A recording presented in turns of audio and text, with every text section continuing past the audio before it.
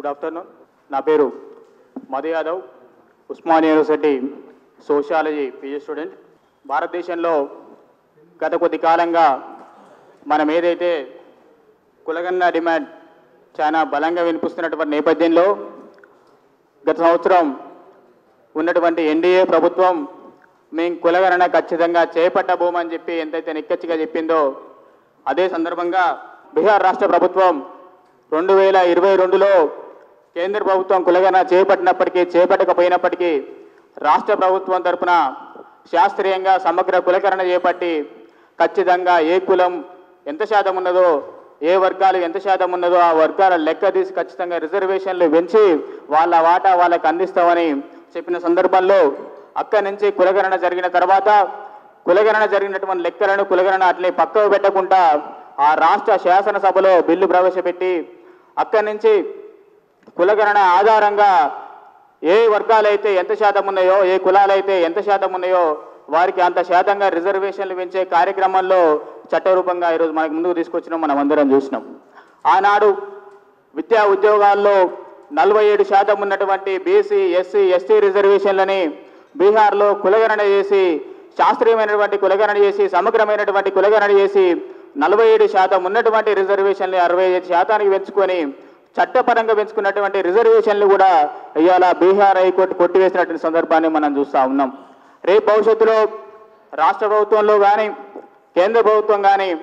ఖచ్చితంగా సమగ్రమైనటువంటి కులగణన చేయాలని డిమాండ్ మనం చాలా బలంగా వినిపించబోతా ఉన్నాం. అటువంటి కులగణన చేసే నేపథ్యంలో ఇక్కడ న్యాయపరమైనటువంటి అవరోధాలు కానీ న్యాయపరమైనటువంటి చిక్కులు కానీ అడ్డు రాకుండా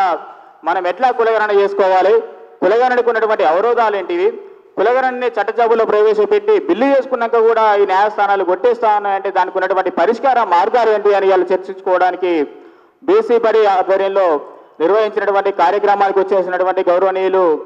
హైకోర్టు రిటైర్డ్ జడ్జ్ చంద్రకుమార్ గారికి, అదేవిధంగా రిటైర్డ్ ఐఏఎస్ ఆఫీసర్ చిరంజీవి గారికి, అదేవిధంగా Osmania university arts college vice principal Ram Shepherd గారికి, అదేవిధంగా బీసీ ఉద్యోగుల సంఘ రాష్ట్ర అధ్యక్షులు కుమారస్వామి గారికి, ఇక్కడ వచ్చేసినటువంటి వివిధ సామాజిక ప్రజా సంఘాల బీసీ సామాజిక ప్రజా సంఘాల నాయకులకు, వివిధ విద్యార్థి సంఘ మిత్రులకు, అదేవిధంగా తోటి విద్యార్థులందరికీ కూడా నమస్సుమంజలు తెలియజేస్తా ఉన్నా. ముఖ్యంగా తెలంగాణ రాష్ట్ర విషయానికి వస్తే అసలు ఉస్మానియా వేదికగా ఆర్ట్స్ కాలేజీలో ఇవాళ మనం ఈ సమావేశం ఏర్పాటు చేసుకోవడానికి ఉన్నటువంటి ఆవశ్యకతను మనం ఒకసారి మాట్లాడుకోవాల్సిన అవసరం ఉన్నది. ఈ 100 సంవత్సరాల ఉస్మానియా యూనివర్సిటీ చరిత్రని,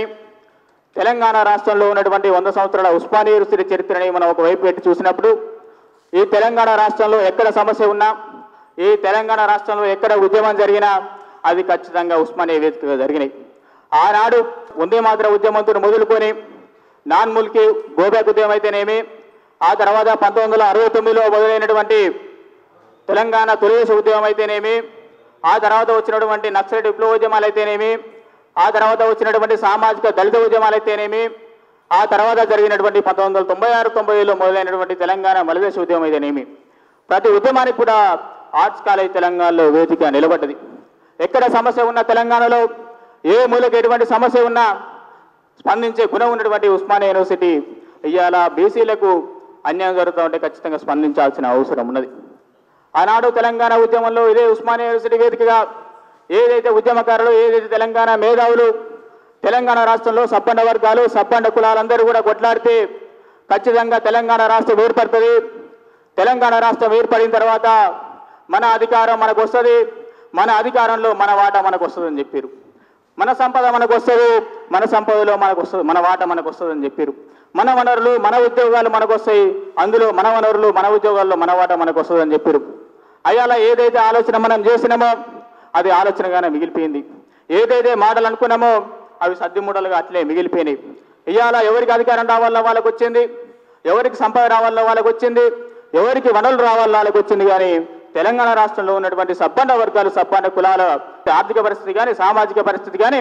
ఎక్కడేసిన గొంగడి అక్కడనే ఉన్నది, ఇంకా అట్లనే ఉన్నది. కానీ వాళ్ళ పరిస్థితి ఏం మారలేదు. ఇవాళ ఉస్మానియా వేదికగా ఆనాడు చెప్పినటువంటి మేధావులు, ఆనాడు చెప్పినటువంటి ఉద్యమకారులందరూ మౌనంగా ఉన్నప్పటికీ, వాళ్ళ పెదవులకు పదవులనే కుట్లు పడ్డప్పటికీ ఉస్మానియా యూనివర్సిటీ మౌనంగా ఉండబోదు. ఖచ్చితంగా